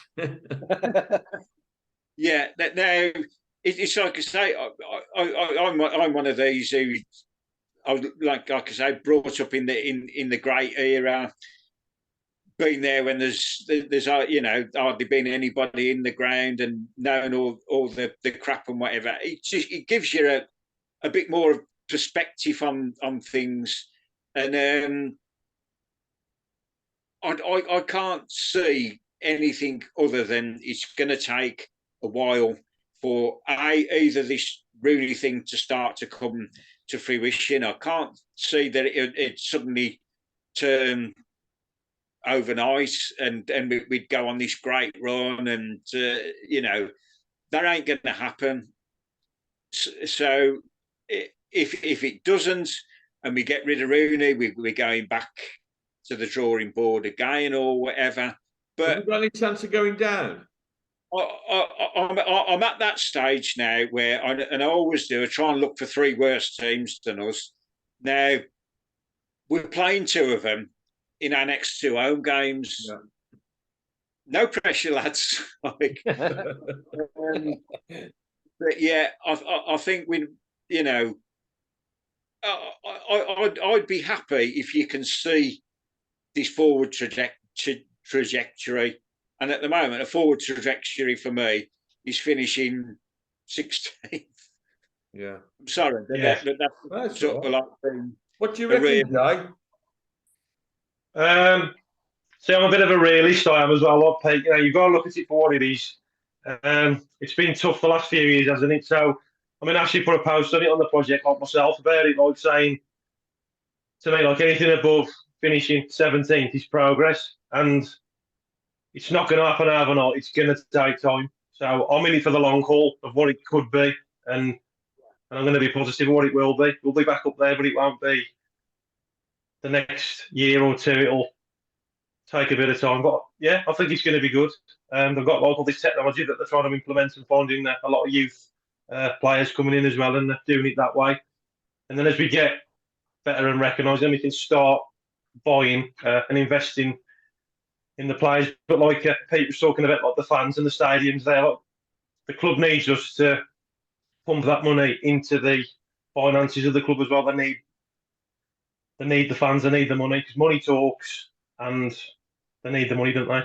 Well, so that's what Knighthead wants, isn't it? Knighthead, you have to remember it's a business, isn't it? At the very start, Pete, they're in it for the money, aren't they? Yeah. What do you think, Kev? I think we're going to get promoted. Oh, you just have me. Well, I'm not specifying when, though. No, I agree with these guys. I mean, clearly it takes time to rebuild. I'd rather get behind the team and try and sort of find a way through it. Really, I think we, I take the points that Peter's made and Jay's made. I think we'll finish mid-table. The results are going to come. And certainly we've got an opportunity, as you say, with the next 2 home games. I think we'll finish mid-table, to be honest. But I think for development going forward, I think the next 2, transfer windows are important. Not necessarily lots of money, but I think we need a couple of key players in January, and then it'll be interesting to see what happens in next summer, and whether the board are kind of seeing next year as the year to push, and whether we can do that. Yeah. So yeah, I agree with these guys. See, I think there's always an opportunity, for a team to come sneaking up. And that's right. And I said that earlier. And it Yeah. does happen. And I'm always optimistic, and I like to think that we can sneak in. Well, Yeah. in 6th place. Be great, wouldn't it? If Wouldn't it be I'm honest, I mean, Steve, don't forget the year we went up. The first year we went up with Steve Bruce. I mean, we came from nowhere. we came 6th, didn't we? Did we? And we came 6th. Yeah. And the turning point was the 2-2 draw at home against Wolves after being 2-0 down. Yeah. And we didn't lose a game the rest of the season. Yeah. And that was late February. Yeah. So, we got a chance. But I think, in all honesty, I'd be happy with us staying up and getting some mid-table solidarity. But I think we will. Yeah. I think at the moment the club's a bit fractured in terms of supporters. We've got 2 groups of supporters at the moment. Forget anywhere else. We've got people that keep going. I think we ain't got to just put John Eustace behind us now. And forget on. It's get behind Rooney until something happens and he's not with us, and then we'll go with whoever they get. But then we want to repair the damage done between the fans and the owners. Not damage done with these owners, with previous owners. And that's right. We have to get everything together again, in a proper way in which we can move forward. Because the one thing we've all got in common is that we love the club, and we all have our own ideas and our own thoughts about it. But, we all know that we're all together at the end of the day. And that's all we want, is for the Blues to do well. And it's not criticism when we make comments that other people don't always like, and it's not because someone doesn't agree with you don't have to tell them to F off it. But we've all been there with Blues fans. We've been through all the shit that people can throw at us. It's not like we're not used to it, Yeah. And this week's going to be interesting, isn't it? Yeah. Sorry, what's the situation with Jay Stansfield and the January? Have Fulham got the option to have him back in January, or? My understanding is they have. Yeah. Hopefully they'll sell him to us. But I heard, this is what I heard, and no one, I don't know if you actually know for definite, Kev, but what I was told is that it's a 1-year deal, but if etiquette is, what happens usually is if, for instance, Fulham have a really bad run and they got all the strikers injured and they have a 1-year loan deal with us and they come back and say, we want to bring him back, it's more than likely that Blues will let him go, because in future, you have to think about future loans. And if you act like a dick now, you ain't going to get loans again. It's like, that's how it goes. And I had some guy on the other day telling me, no, but if the deal is there for 1 year, that illegally, and it's nothing to do with that, I mean, Blues wouldn't do it to them. They've loaned us the lad to bring him on, and we're bringing him on. If they have a nightmare and they've got no strikers left, and they come to us and say, can we cut this loan deal short in January? 99% Blues are going to say yes, And you've got to think about it the other way around. If we had a player out, that's how we'd want the other team to react, isn't it?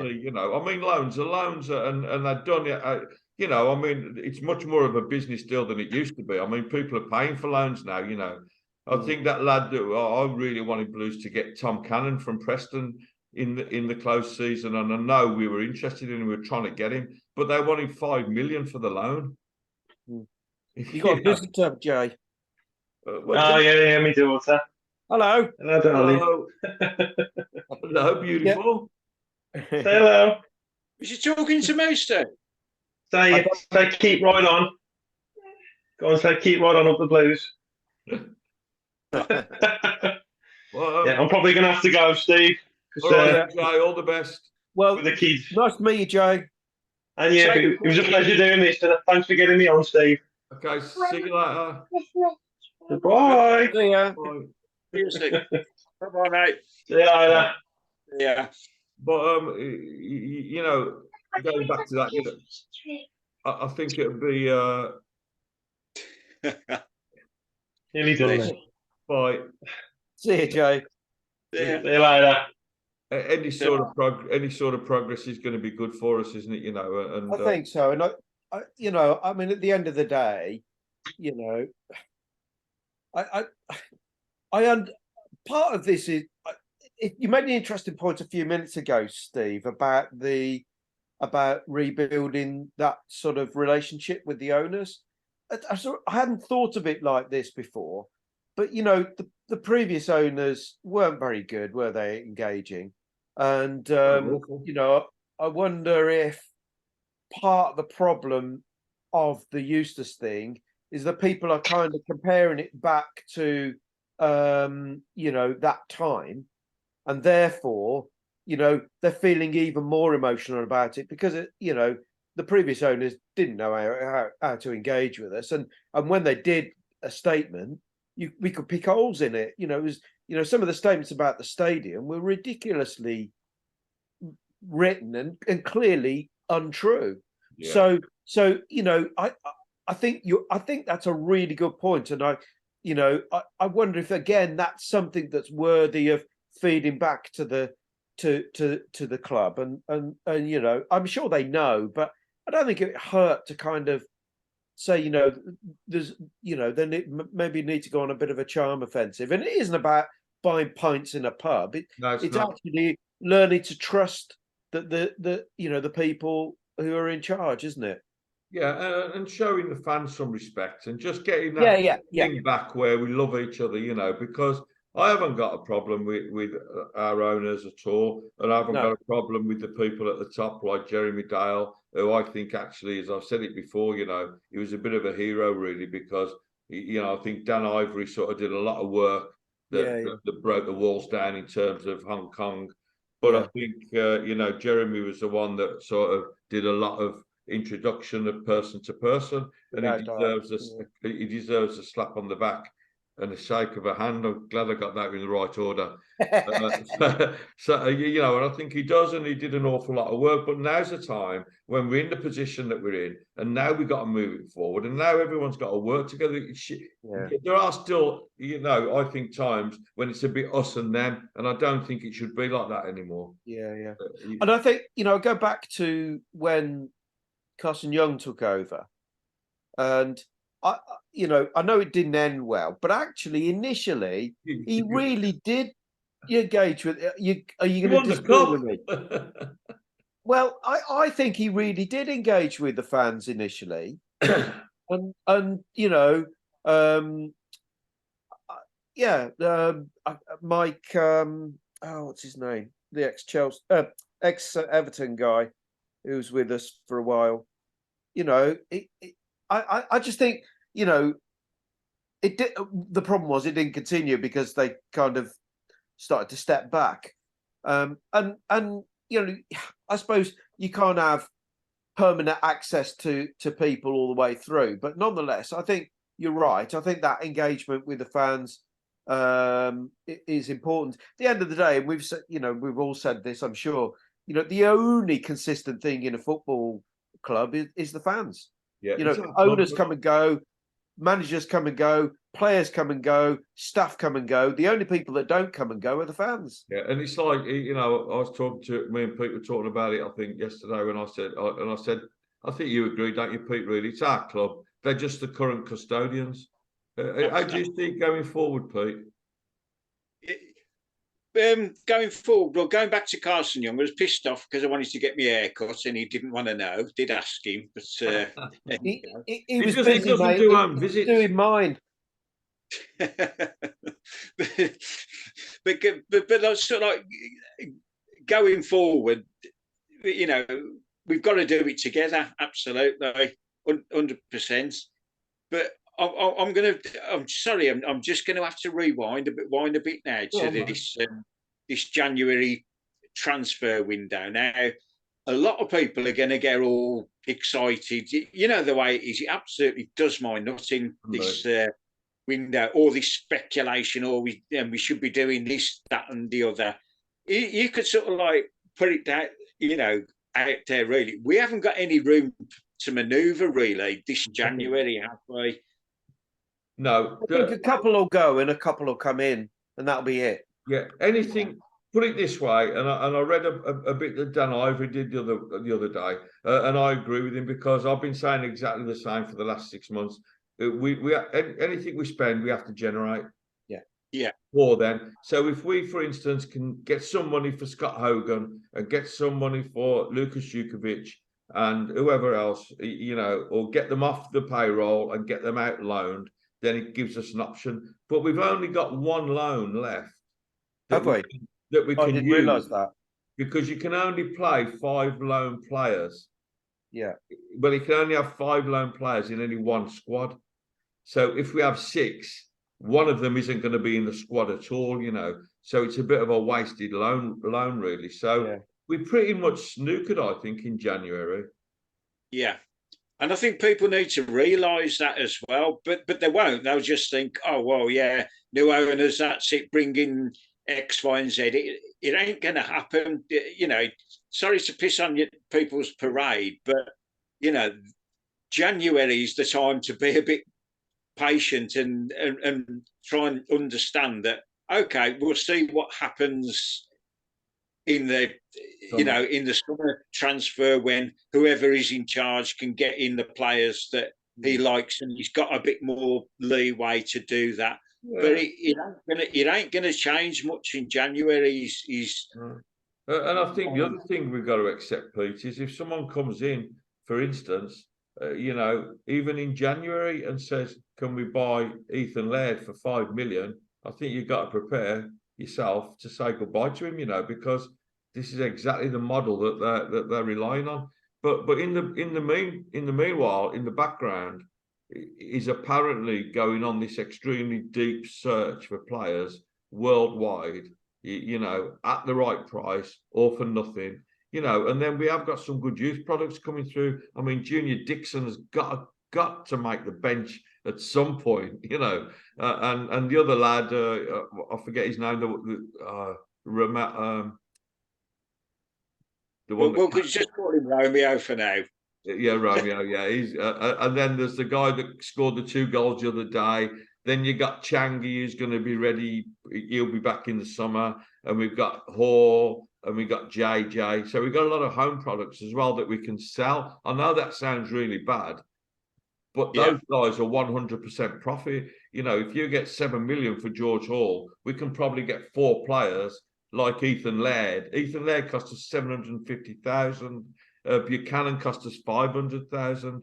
And what we talked about earlier, I was going to say, and I forgot, but now I've reminded myself, I can see Ethan Laird playing on the right side of midfield with Drama behind him and Buchanan at left back. That could, I could see that. Yeah, I mean, he can play that right side midfield. No sweat. You see how he plays. He's a lovely player, isn't he? I love Ethan Laird. Yeah, no, he's great.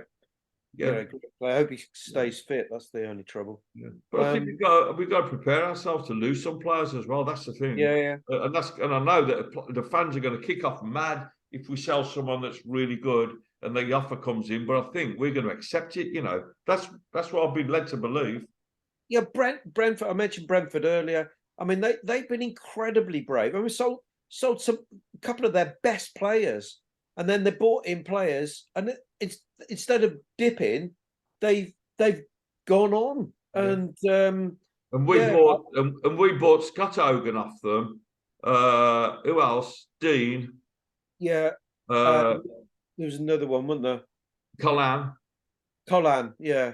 And that Jota. Everybody's favourite Jota. Yeah. We probably bought, I don't know, like, I'm not going to say the worst 4 players ever because I don't want to slag any of them off. But you know what I mean? They did a good bit of business with us, didn't they? Yeah. Had our pants down on a couple of them. Let's put it that way. I think you've been a bit harsh. I thought Colin was a decent player actually, and he, you know, we've had worse. And I don't think we used Jota in the way that we should have used him. You know, personally, but you know, it's not so much the quality of the players, to be honest, Kev. It's the money, it's the deals we put them on. Yeah, fair On enough. 5-year deals, you know. Yeah. I mean, what's that all about? You know, I don't want to cause dissent here when we've been talking about trying to sort of encourage working together. But I just, but it goes back to what you're saying. We've all got sometimes got different opinions. Yeah. And I have to say, I was a bit disappointed when we sold Carlo, and I thought he was a decent player. So let's say then, if we kept him, right, would he get into that side now? He probably wouldn't now, to be fair. He wouldn't, would he? No. I don't, but this is the point, isn't it? Which is what you're saying. We're replacing them. Yeah, exactly. And that's and I think if you go back 5 years, we weren't doing that. And the reason why we started going downhill is we're selling the better players, and we weren't bringing in players younger players who were as good to replace them. Definitely. And that's what Brentford have been good at. Yeah, and look at the trolley dash that year with bloody Harry Redknapp. Do you remember that play? I still, makes me mad. Yeah, how did you feel and the about money that, Pete, when it happened, Pete? Come on, the money we spent. Oh, I ain't gonna lie. Hindsight's a wonderful thing, in it, and like you get taken in with it, don't you? And we're going back over to St Andrews, and so's walked through the door, and so's coming, and you just this is brilliant. And then all of a sudden, it's not until you start to think, hang on, what are we doing here? And that's it. And how many of them players that we brought in did we actually make money off? Don't think any of them. Who was the big French guy, the black guy? I can't remember his name. He looked like he'd never kicked a ball in his life.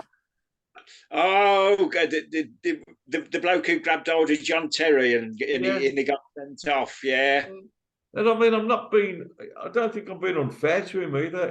And it's not their fault that they get given a 5-year contract. You know what I mean? Fair play to them. George Weah's cousin, was he? Well, bloody hell. I mean, some of those signings were an absolute joke, weren't they? And the contracts. It's the contracts more than the thing, because, they're going to sign what they're offered for, and they're going to sit and wait till that contract expires. Or you've got Hogan still on his contract. Yeah, I would love to make a comment of what we're talking about, but if I make the comment I'm thinking, I'd get us all into serious trouble. I am still mad about that period, because he basically, I'm not going to go there. I can imagine where you're going, and it's really, really, it makes me angry as fuck when you think what happened at that time, but it's happened, and we know what the players were earning as well, because Dung, being Dung, left all of the copies of the contracts at the training ground, and of course, who got hold of them? Dan Ivory. Yeah. So, we knew what they were earning. So you get a lot of speculation about what players earn, because no one really knows. But when the chief executive leaves it all there when he leaves, what the bloody hell was that all about, Donga? Yeah. You know what? I think we could be here for hours. We could. And do you know what? I think it's really good to have an opportunity to chat some of these things through and give a bit of context to some of the thoughts that we've had, rather, a couple of lines on Facebook, as much as, it's fine to do that. Sometimes it's good to have a bit of context, isn't it? And I think that's what I've enjoyed in this conversation. And I hope the people that watch the podcast also enjoy that. It's good. It's good to get different views. Pete, is there anything else you wanted to sort of bring up? Because I know we've spoken about the grassroots stuff, which is important. Yeah. Well, I'm just taken aback about the microwave meal scenario. It's blown me, and it's so bloody right. Chicken It's got to be a slow burner, hasn't it? You know what I mean? It ain't going to happen straight away. I think it was a good analogy, really, because the thing is, we live in a society now where everyone wants everything now or yesterday. Well, we're all old farts, all this Facebook malarkey. It's all flipping. What is it? TikTok or whatever, in it? It's just like instant stuff all the time, isn't it? Yeah. I think someone put on the group the other day. They put which I think it was Brian Brian, who's just joined us on the I moderator. love Brian's post. It's honestly like some of his posts. Like, I love him to bits, you know. But I think it was him that put on. He was saying like, "How old are you?" You know, I want to know how old you are, and all. And I thought like, "Hello, he's the next copper he is." but it works out like that. Apparently, there's no one under 35 in our group. Like, you know, Oh, really? roughly, you know, like I'm not saying that every one of the Yeah, 8,000, but not far off, you know. So Yeah. 35 to sort of probably there's people in our group that are 80 years of age. So 35 to 80, if that's the age demographic, then you know, I don't know what to think. Well, I suppose all those people have seen and understand what disappointment looks like. Yeah. And the other thing is, Kev, it makes me feel a lot younger. Yeah, and me too. And you, Pete. Uh, Me and so how Pete. old- Me and how Pete old are used you, to watch. Steve? I look in the mirror, Steve. Nothing could make me feel younger, mate. Me and Pete used to watch him in the 60s, mate. The late 60s when we Oh, were did just you? young. We were only young, like, but So I am the youngest here, am I? I would say Yeah. so, yeah. But the FA that we were around like on the FA Cup's first FA Cup semi-final around 68, weren't we? Yeah. Yeah. So although I can only just vaguely remember it because I was literally like passed over the turnstiles, you know. But so we've got a lot of years of following the Blues behind us, and Yeah. you And know, do you know what? You know, it's a good point, and you know, kind of have a. I think it. You know, we've made a few jokes about the kind of, you know, being a Blues fan and you know supporting them through thin and thin. But you know, the truth is that you know you can understand why the youngsters are upset. You know, because obviously they want to see their football team win. But I think you know one of the things that you know you've instilled into well certainly us as moderators and so on the project, and to a certain extent that was the mantra I had when I had the forum on joys and sorrows. In the end I stopped the forum, but still with my posts, you know, trying to be realistic, trying to be positive, but you know, being fair with criticism. You know, I think sometimes, you know, in the heat of the moment, things can be said that are a bit, although they might be true, they can be unfair. You know, do you understand what I'm trying to say? And definitely.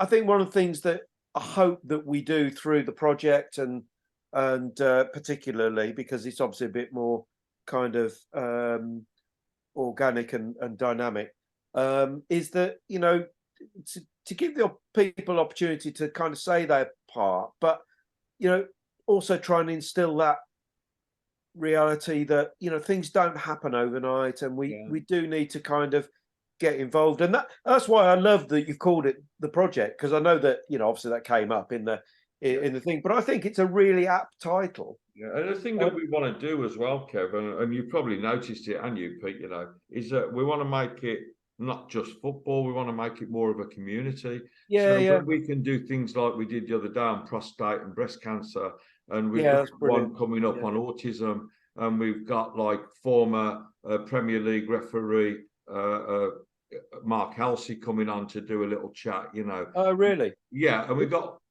all these things happening that aren't strictly just about Blues, you know, because I don't No. want it about that, you know. No. Well, it's interesting. I'm interested in the autism one because I'm actually on the autism spectrum. So Yeah, you know. and But we're all- and the truth is, you know, things like that, mental health and those sort of things, those are the sort of things we should be talking about actually, because they're intrinsically linked with life. And of course, you know, supporting our football team is part of our life and part of who we are as people and the fans are.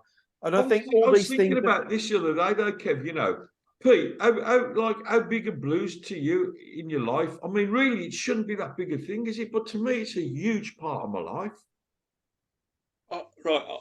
You know, I mean, I would lie if I said I didn't still get pissed off and want to go berserk every time we we lose and whatever, that don't ever leave you. Yeah. But with age does come perspective a bit more. I mean, the one thing that I don't do is sort of like go on social media after, during, or after a game that I'm not. Obviously, you know, I mean, it's one, you don't go on the phone when you're at a game, but I used to, with some of away games, and started to watch these comments that has come on, and I think no, it's not for me. Giving, you know, this knee jerk reaction thing is, it's one thing saying something, but when it's actually written down, it's written down forever, isn't it? Yeah. Unless we delete it, Kev. Yeah. And you should know about that, Pete. Yeah. Yeah. Is that No, real you're right. between you two? No, it's I only picked it up because he said it. No, yeah, no, you're absolutely right, and I think, you know, it's that old adage about, you know, you write your email, but you then wait. Yeah, for don't pressing send it. send. It's the same principle, isn't it? Yeah, I used to do management training, and you know, you say to me, it doesn't matter how upset you are, just hold it. There's for at least nothing worse 24 than, hours. there's nothing worse than pressing that button and then realizing when you press that button that you can't get it back. It's like No. Yeah. Well, guys, I'm going to have to go. we're going as well, Kev. Listen, Yeah. thank you so much, mate. It's been a pleasure having you on. And I know Likewise. you're taxi driving tonight.